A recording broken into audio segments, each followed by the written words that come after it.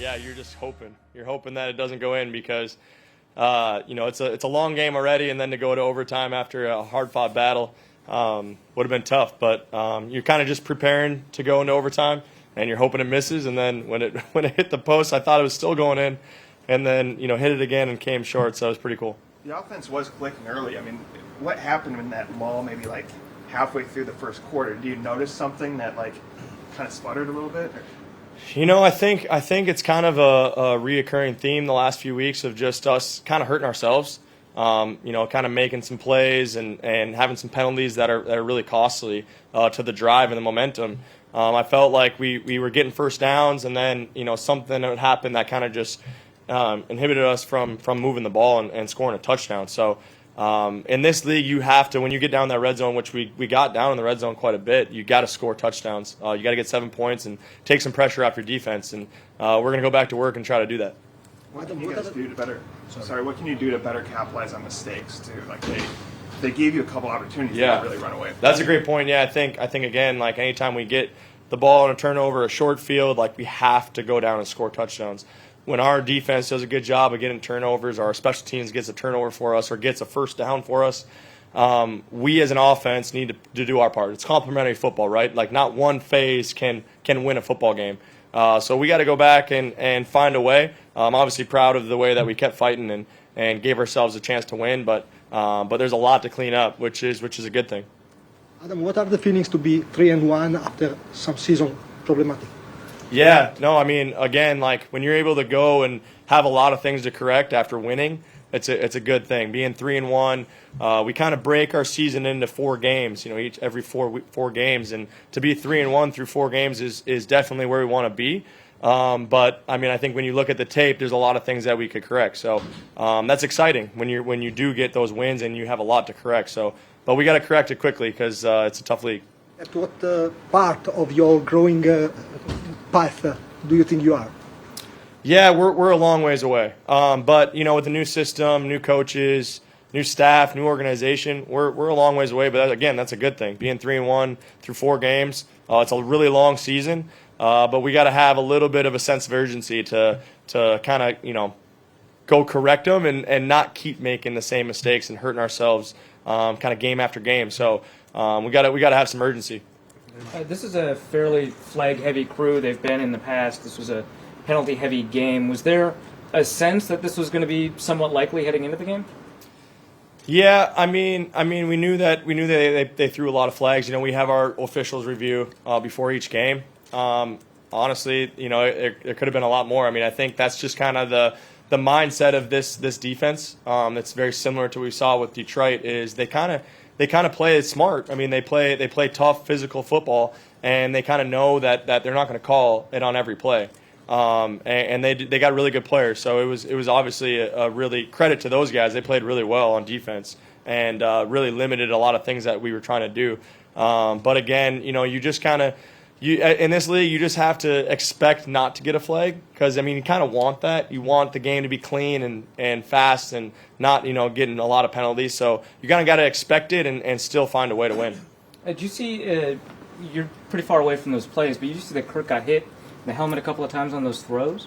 I did not see that. Obviously, you'll look at the tape and see that, but obviously those definitely have to be called because we got to protect our quarterbacks in this league. They're huge and very important to the success of this league and to these teams and having a good product on the field. So got to protect those guys. Adam threw the DPI on Lattimore. They threw a couple of plays there. Are you, in your mind, are you thinking this is going to be defensive pass interference? What was going through your head there? Shoot, in my mind, I thought I was going to score a touchdown. I felt like the ball was in the air, and usually when a DB is kind of looking at me, running after me, it's a great opportunity for me to go up and get the football. He actually did a really good job of kind of subtly grabbing my arm and holding it down low, so I couldn't go back up to the ball. So credit to the refs for seeing that. Usually they don't it's a tough really thing to see. But I was a little angry because I thought that I could go up and get that football. That's what I like to do, and I feel like it's something that I'm good at. But obviously getting the PI going down there and then scoring, it is what it is.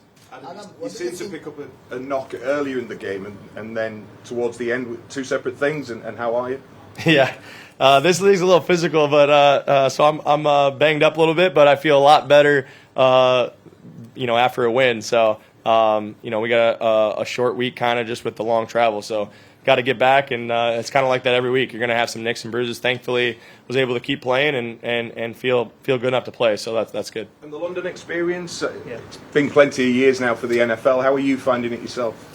I love it. This is my third time here. Hopefully we'll be back again next year because what an experience, what a fan base, what a stadium, and just a great experience. I'd love to experience it more and have my family experience it. So hopefully we'll be back next year. Adam, Delvin was just telling me the word respond came up last night from Kevin. What does that kind of mean to you, and how do you think you guys responded in that game down the stretch?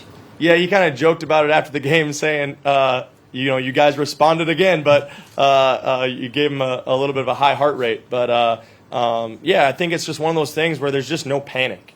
It means, like, if things aren't going great or we have a lull, obviously we don't want that. We want to be efficient. We want to get first downs and score touchdowns, but there's no panic when that's not happening. We know that in this league, they're going to scheme us up. They're going to do things to stop what we're really good at. And so you just have to respond. You just have to find a way. Keep fighting. Keep battling. Keep getting some tough first downs. And then, you hope you make those big plays like Justin did down the field. And, you're kind of just waiting for something like that to happen. And, obviously we have a lot of confidence in the players in this room, the coaches, that we're just going to find a way. Adam, you're the only team to win, the NFL team to win each of the 3 London venues, Twickenham, Wembley and Tottenham. Does that mean anything to you? Heck yeah, that means a lot to me. I got to see all 3 stadiums. My first year I was on practice squad, so I didn't play, but it always feels good to come over here and get a victory. And again, like what a great fan base, what a great venue. All 3 have been awesome. So it's been cool to see the different ones. I'm glad that we played in a different one because it is fun to see the different venues and just to get a victory. What do you think that possible to play in other countries in the future, like Spain? I think it's amazing. I hope they continue to do that. I think there's a great opportunity to expand this game. I honestly believe it's the best game there is. I love football / soccer, but I just feel like American football, there's just something about it. I mean, you saw it tonight or today. There's just something about it. It's a physical, it's fun, it's exciting. There's a lot going on. There's a lot of excitement, and it just keeps you on your toes. So hopefully we can continue to bring it to other countries and continue to bring it to this country because I feel like every time I come over here, it's usually like 4 or 5 years apart that we've kind of come over here, and I feel like the game has grown so much and people really understand. You're kind of expecting them to be like, oh, do you even know anything about American football? Like, yeah, absolutely. I grew up American football. I play American football. So I think that's pretty cool. What's it like working with and watching Justin on a day like today? I mean, you mentioned his big catch that set up the winning field goal. It's got to be kind of a treat when that guy can, do special things like that. Yeah, I mean, I strongly believe he's the best receiver in this league, and you just have an extra motivation to cheer for a guy that is not only a great football player and what he does on the football field is amazing, but he's an even better person. And I'm not just saying that because he's my teammate. I love going to work with him every day. I get to spend a lot of time with him in the receiver room, and those are the guys you just cheer for a little bit more. You hope they have success because they deserve it, because of how hard they work and the type of man he is. Can you give us the story behind the cleats? Yeah, it was pretty cool to be able to rep Ted Lasso. Love the show. Saw that Jason was here at the game, so didn't get to meet him. But yeah, love the show. Can't wait for season 3 to come out, and thought it'd be a cool kind of tribute. I usually do a different cleat each week that Mosh does for me, and he kind of came up with the idea, and I was pumped for it. A lot has been made about the travel schedule, the sleeping schedule, getting you to maintain your circadian rhythm throughout the weekend into next week. Does it feel like noon right now to you? No, I think I adjusted the time here. We were able to get like 2 really like normal nights of sleep in this time zone. So I felt really good. That was the best I felt in a London game. So I don't know what we did differently. Maybe we did the same thing. I'm not sure, but definitely felt normal out there. Didn't feel droggy or anything like that. So we'll see how it is going back now because I'm sure we'll have to readjust, but have 6 days to do that. Adam, looked like on the I think the fourth down there in the first half, you were kind of talking with Kevin on the sideline. Were you telling him, hey, we need to go for this here? I don't think so, but I don't really remember the situation. But no, I don't think I was saying that. Adam, how would you remark on Kirk's composure down the stretch? I mean, it's back-to-back games, right, where you need that steady presence in the pocket. How would you kind of remark on that? Yeah, you know what the cool thing is he's kind of been that same guy since he got here. And maybe before that I wasn't playing with him, but since the moment he got here, he's kind of always been that guy that just is. He's here the whole game. He's here. You know, there's no too high, no too low. It's just. He's just going to continue to handle his business, whether it's really good or really bad. He just goes to work, and he just keeps going to work, keeps going, and he's going to try to do his job to the best of his ability. He's going to prepare like no one there is, and you know, those are the guys you go to battle for and with, and you know, very thankful for him. When it comes to, you know, keeping your cool, how do you kind of mediate those conversations when there is a lot of frustration, like in a game like today? Justin Jefferson, wide open in the end zone, expressed his frustration. Cameras caught it. How do you mediate that kind of frustration when you go back to the sideline and you discuss what you need to do next? Yeah, I think it's an initial reaction. We don't, as receivers, see what's going on with the quarterback. You know, if he's getting hit or moved out of the pocket or maybe his read somewhere else. We just don't know those things. We just go and we try to win, and we're competitive. And we want the ball. And we want to score touchdowns, right? And we want to help the team win.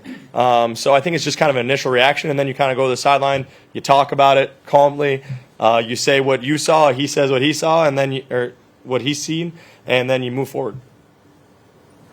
And what did you see on the big punt? Yeah, it was pretty cool. Honestly, I had no idea that was happening, but I was on the sideline and I happened to be watching the punt. And was pretty cool. And then obviously for Speedy, Jalen to get that catch. I think it was his first NFL catch, right? So that's pretty cool. Now we have two guys in the receiver room that their first NFL catch was not from a quarterback. So that's pretty cool. KJ got his first catch from JJ, and now Jalen, Speedy we call him, got his first catch from a punter. So pretty cool. You're pretty good at throwing the ball yourself. Who's got a better arm, you or Ryan Wright? I think I got a better arm than him. Not better than JJ, but I have a better arm than him. But he throws it pretty good. I guess he was a quarterback in high school, and I guess he threw a couple of those in college, fake punts. So I guess he did a pretty good job. Do you guys have anything about Lewis? Did you see the incident when it happened? Say that again. Anything about Lewis? Did you see the incident when it happened? I did not see it, no. It didn't look good on the field, obviously, and praying for him. Another just a great person, so you know, hopefully that it's not serious, and hopefully he's back quickly. But obviously we love that guy and praying for him. All right, thanks guys. Thank you very much.